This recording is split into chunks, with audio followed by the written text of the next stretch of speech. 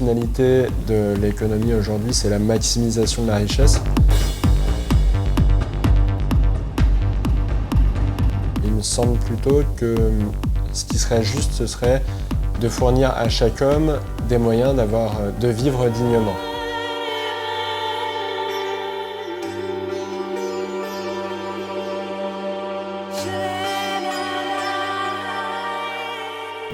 Dans le monde, non, je pense qu'il y a trop d'inégalités.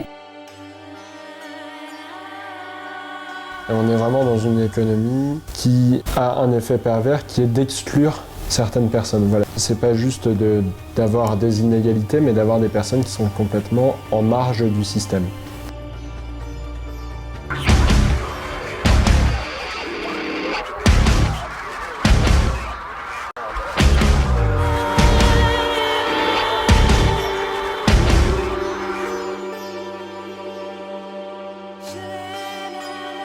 Il faudrait tout changer. Donc oui, je pense que le système peut être changé. Après, pour ça, il faudrait vraiment un éveil des consciences.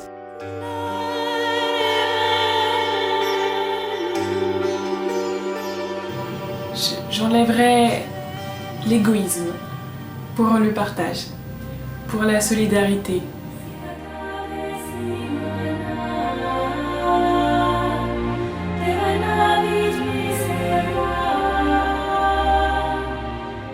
Je pense pas qu'il y ait une solution miracle, à moins d'envisager un système différent. Mais je pense qu'on est nombreux à l'espérer et je pense qu'il y a de l'espoir là-dessus.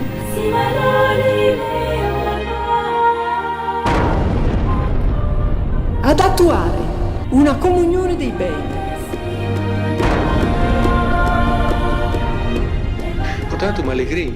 Ça a été une immense joie, quelque chose de très important. Nous l'avons appelé la bombe.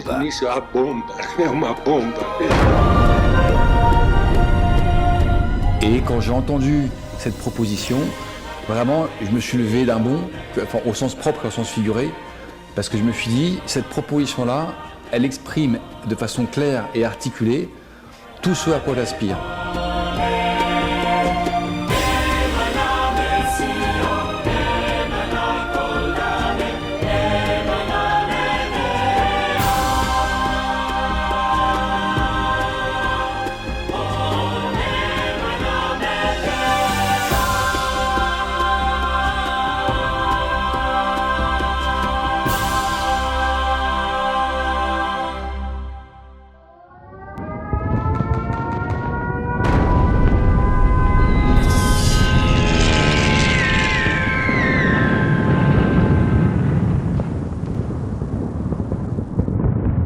Sous les bombardements, Chiara Lubich et quelques amis ressentent l'urgence de l'unité et démarrent une petite communauté chrétienne. Rejointe bientôt par 500 personnes, elle décide de porter secours aux plus déshérités. Comme au tout début de l'Église, chacun partage ce qu'il a et personne n'est dans le besoin.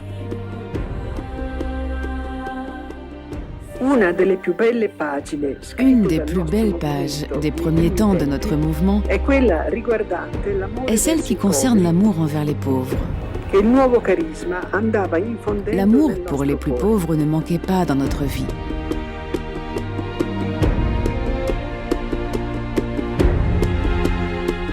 Cette expérience de communion est si forte que la paix revenue, les Focolari continuent à vivre cette culture d'unité, fondée sur le partage et la circulation des biens.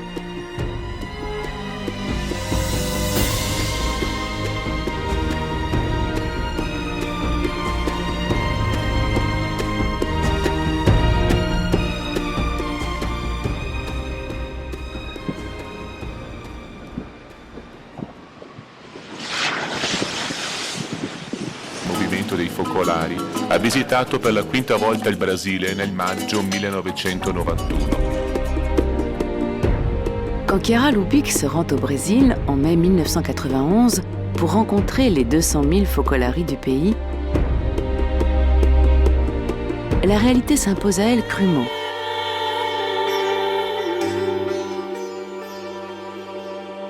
par le contraste entre la forêt de buildings de Sao Paulo et l'étendue des favelas qui l'encerclent.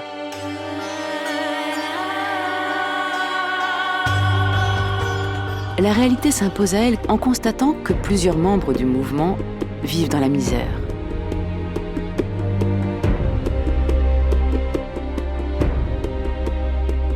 Chiara dénonce l'échec de l'économie de marché. Elle dit « Nous devons inventer quelque chose de nouveau car il n'est pas possible que le capitalisme qui construit des gratte-ciel soit incapable de nourrir l'enfant qui meurt de faim. »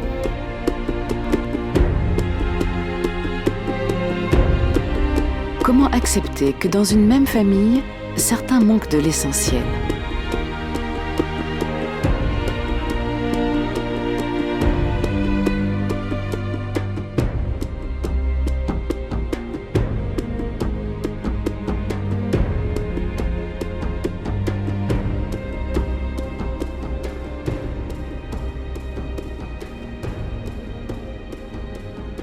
La vision qui s'impose à Chiara Lubich est d'une logique désarmante. Si le gâteau est trop petit pour que chacun mange à sa faim, il faut en faire un plus grand. Si le partage ne suffit pas, il faut créer davantage de richesses.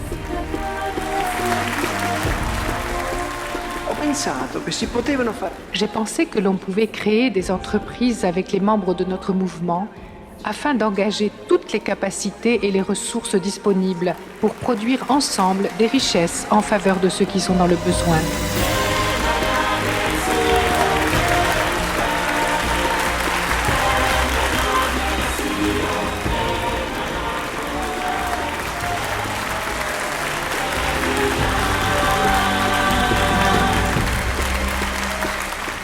De nombreuses personnes se mobilisent aussitôt, comme si elles attendaient depuis longtemps une autre manière d'envisager l'économie. J'ai la profonde conviction que l'économie de communion est l'unique chemin qui rendra un futur soutenable.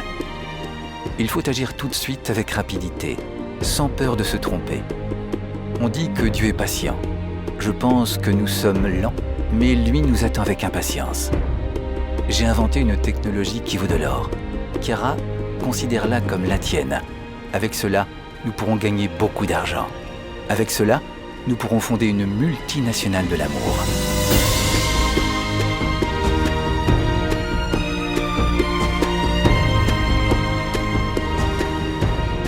Cela rejoint le désir de nombreux entrepreneurs, leur rêve le plus profond. Cette proposition-là, elle exprime tout ce à quoi j'aspire, en réconciliant une logique économique d'entreprise avec la question de pauvreté dans le monde, en disant aux dirigeants, créer de la valeur, oui, mais pour en faire quoi ? Le bénéfice des entreprises sera réparti en 3 parts.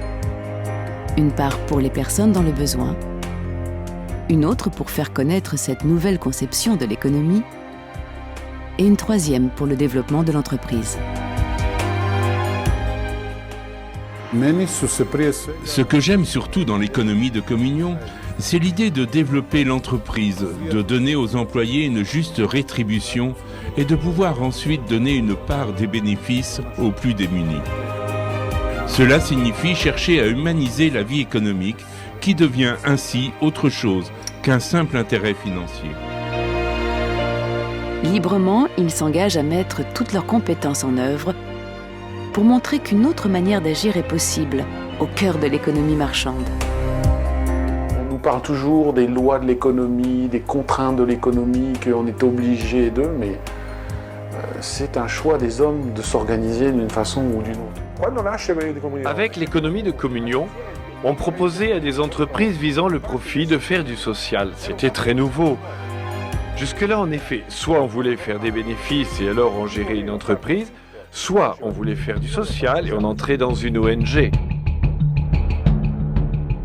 Quand on a démarré, on a fait ça, c'était pour un complément de salaire.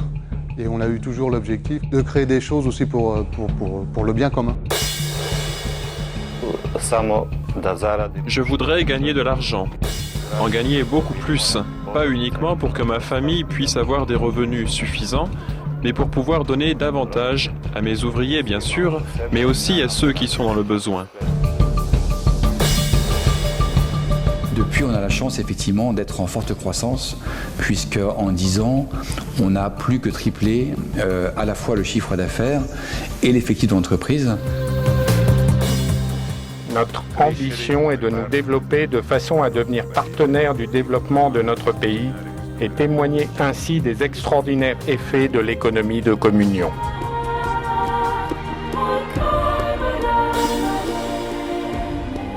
Je voulais apporter ma contribution à l'économie de communion. Je n'avais pas d'autre raison de le faire. En effet, la ville de Sao Paulo me faisait peur. Venant du sud du Brésil, je me sentais tout petit pour affronter un marché aussi énorme. Mais ce choix qui a été surtout celui du cœur se révèle être aujourd'hui une option qui nous a apporté un vrai centuple.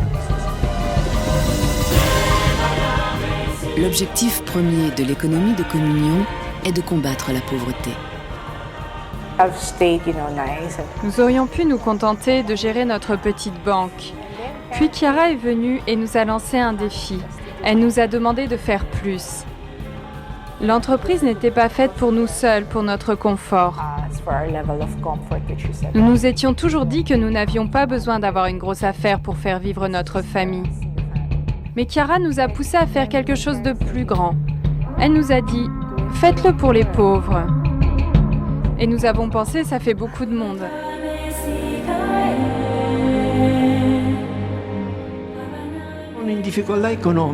Ceux qui se trouvent dans des difficultés économiques ne sont pas considérés par l'entreprise comme des assistés ou des bénéficiaires. Ce sont des partenaires essentiels du projet. Eux aussi vivent la culture du don. L'accent est mis non pas sur une philanthropie pratiquée par quelques-uns, mais plutôt sur un partage où chacun donne et reçoit, d'égal à égal, dans une relation de véritable réciprocité. L'originalité de la démarche est de reconnaître les pauvres comme des partenaires actifs de l'économie en leur permettant de vivre dignement et d'agir eux aussi pour une société fondée sur le partage. Nous veillons toujours à ne pas apporter de solutions toutes faites. Les gens se sentent écoutés. Je pense que c'est la contribution la plus importante que nous ayons pu apporter. Ils ne se sentent plus seuls, abandonnés à eux-mêmes, à devoir se débrouiller seuls. Nous avons fait en sorte que pour chaque problème qu'ils rencontrent, ils sachent où s'adresser, car le projet reste toujours entre leurs mains.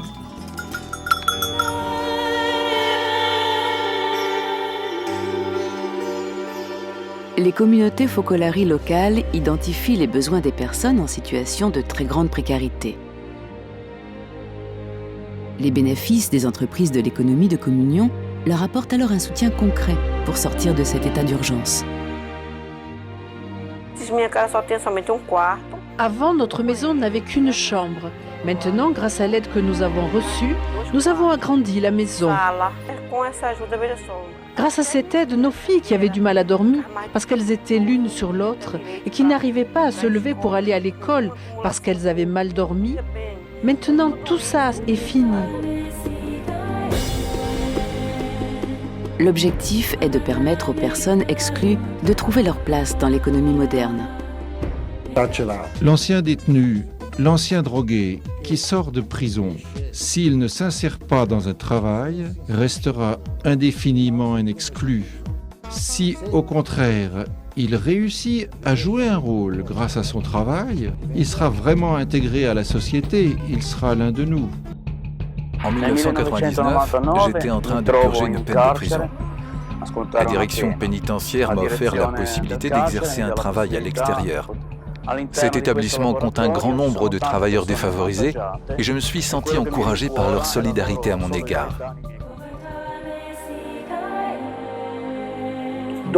Après avoir perdu mon travail, j'ai connu le consortium Tassano où j'ai été accueilli malgré mon âge avancé. Je pensais que je ne pouvais plus être utile pour personne, mais maintenant j'ai changé d'avis.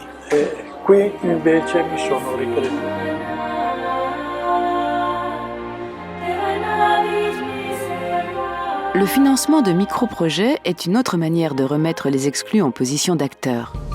Banco Cabayan aide beaucoup les gens comme moi qui ont besoin de capitaux pour mener leur activité. Avec le dernier prêt que j'ai eu, d'un montant de $1000, j'ai acheté 4 hectares de terrain où je cultive le manioc. Le prêt m'a été accordé même si je ne pouvais pas fournir de garantie. Le microcrédit a suscité un changement de paradigme dans notre banque. Il nous a fait découvrir le potentiel des pauvres et les capacités de cette population à faible revenu.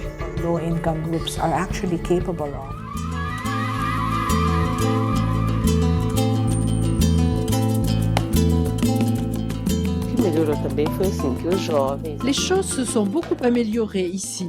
Les jeunes veulent faire des études, avoir un travail et améliorer leurs conditions de vie. Au début, j'ai été embauchée comme femme de ménage. Au bout de 5 mois, on m'a proposé de faire un essai dans le laboratoire comme assistante technique. J'ai alors entrepris des études et d'ici 1 an, je pense pouvoir obtenir mon diplôme.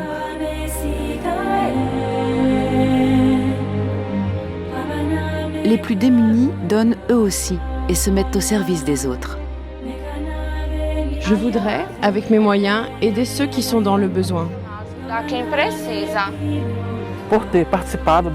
Pour moi, qui ai bénéficié dans le passé de l'aide de la Providence, c'est vraiment fantastique de pouvoir maintenant participer à un projet de ce genre et de pouvoir ainsi aider à mon tour.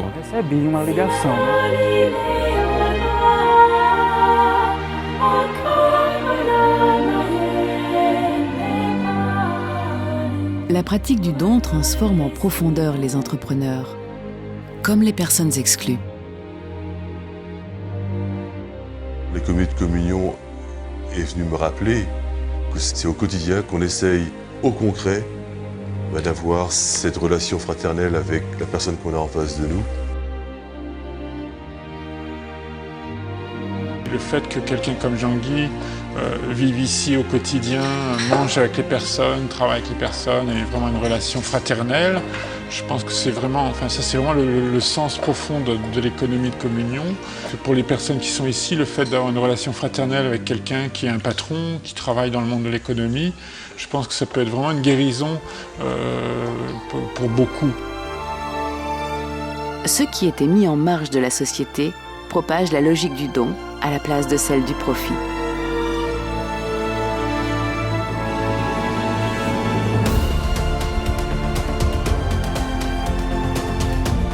Mais que signifierait le don d'une partie du bénéfice aux plus pauvres si on ne vivait pas des rapports de confiance et de respect avec ses propres collaborateurs et employés, avec ses clients ou ses fournisseurs, et même vis-à-vis de ses concurrents?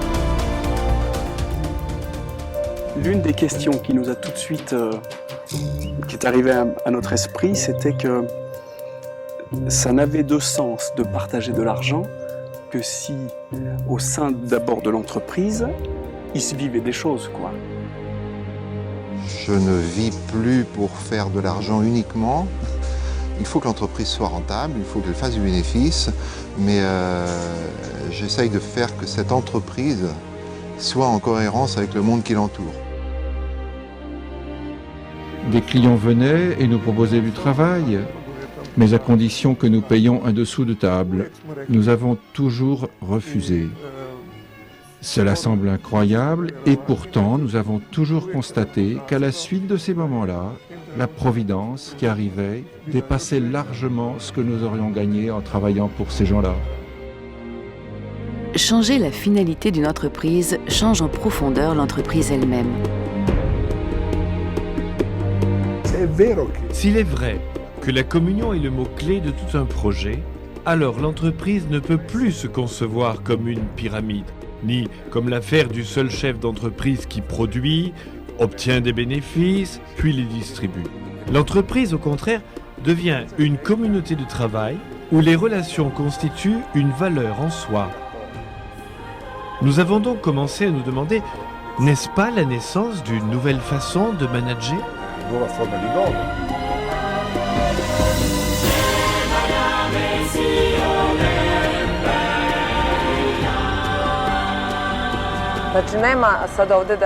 Ici, ce n'est pas chacun pour soi.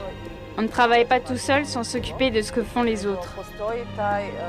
On s'aide les uns les autres. C'est une chaîne d'entraide entre nous tous, sans regarder si c'est ton travail ou celui d'un autre.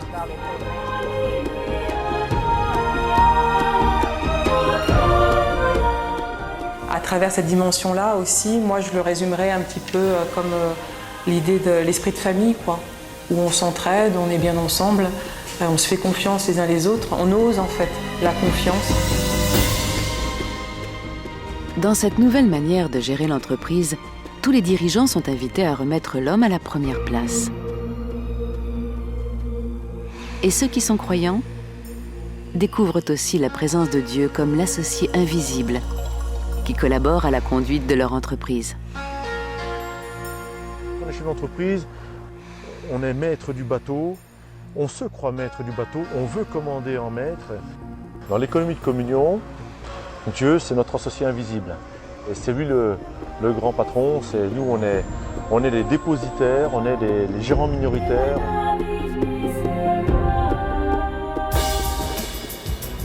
Désormais, l'économie de communion touche un public diversifié, au-delà du mouvement des focolari. Les économistes y voient déjà l'émergence d'une doctrine économique innovante. Si on me demandait quel est aujourd'hui l'exemple le plus probant d'une économie civile, je répondrais c'est l'économie de communion. Aujourd'hui, l'économie de communion intéresse les économistes parce qu'on y découvre une nouvelle manière de concevoir l'économie, qui laisse une place à la gratuité, au don, à la réciprocité, à des idées qu'on avait jusque-là exclues complètement du champ de l'économie. Ces mots de Chiara sont restés gravés en moi. Rappelez-vous ceci, disait-elle, quand vous étudiez, quand vous écrivez ou que vous faites des théories, rappelez-vous que moi, j'ai lancé l'économie de communion pour les pauvres. C'est là son but premier et ultime.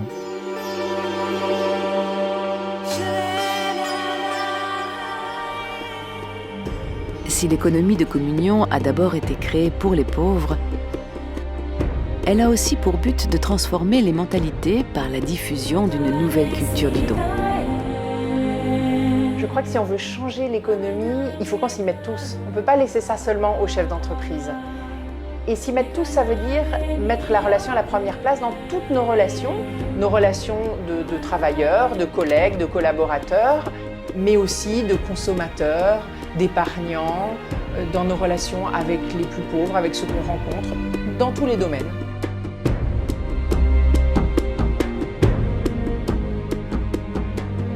Aujourd'hui, à la suite de tous ceux qui ont permis à l'économie de communion d'exister, chacun peut contribuer à réaliser cette révolution du cœur.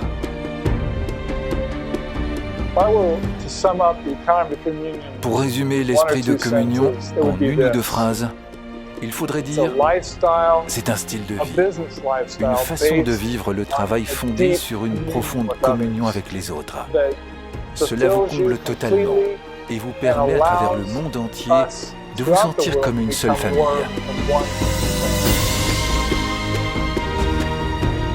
Pour moi, l'économie de communion, c'est très simple.